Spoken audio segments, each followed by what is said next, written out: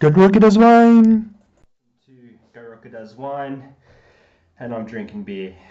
Well, the reason is, I was walking home from lunch, went past the local shop, Parramatta Road. I've never really shopped there before, City Liquor or something. They had batch cans, buy three, get one free. So here we do, let's go, review some batch. So the first one is their Pash a Magic Dragon, which is passion fruit and dragon fruit sour, which is a great name, love the name. And I've had some sours, some fruit sours from Batch before, a couple of years ago. They've done a couple of mango ones and I think an apricot one. And I thought they missed the mark. There just wasn't much fruit. It was very much in the background. This one, however, completely changed that whole thing. It was full of fruit and really strong sourness that goes all the way through. Super refreshing. So it's good to see that in the last couple of years since I've tried their last ones, they've definitely picked up the sour game. They know what they're doing now when it comes to sours. So that was the first one. I give it a solid 4.5 Goat Rockers out of 5. Fucking good beer, really refreshing. So the other three are their core range, you'd say, which Batch is actually canned and brewed maybe 2 or 3 kilometers from where I am now. So last chance last night in Sydney, have some local beer.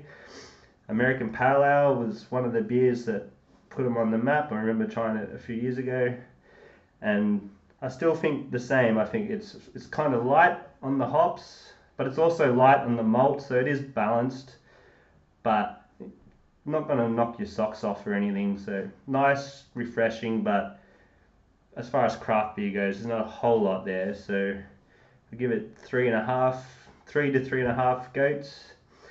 And then you take the step up to their West Coast IPA. So when I think West Coast IPA or IPA in general, I'm thinking high hops, high bitterness, high alcohol.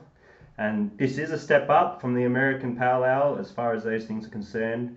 But for me, it's not enough. So again, I think it's light on the hops, and it's only 5.8% alcohol, which I think India Pale Ale should be higher. It should be a bigger beer.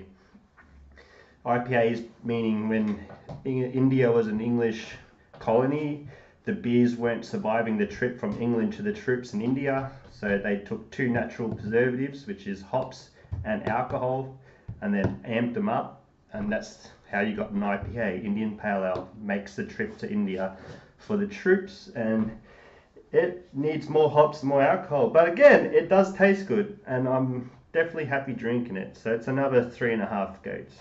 And then we finish with the Elsie Milk Stout, which I really like. So milk stout refers to adding lactose sugar, which is an unfermentable sugar, obviously a milk sugar, and they add that to add a little bit of sweetness, adds a little bit of richness. And again, I think it's kind of reserved on this. They could take it up another 3-4 levels in my book. But as far as in the stout goes, the stout part of it, I think it's actually a pretty damn good stout. Lots and lots of flavour. So that's going to get 4 goats from me. So overall, I'd say they're definitely nice beers, but Batch, they're not going to blow your socks off, but you're not going to be really disappointed. You know, you're going to be happy drinking it. So consistency, I guess, is one of their plus. So I'm a fan. I'm going to keep following them and see where they go from here.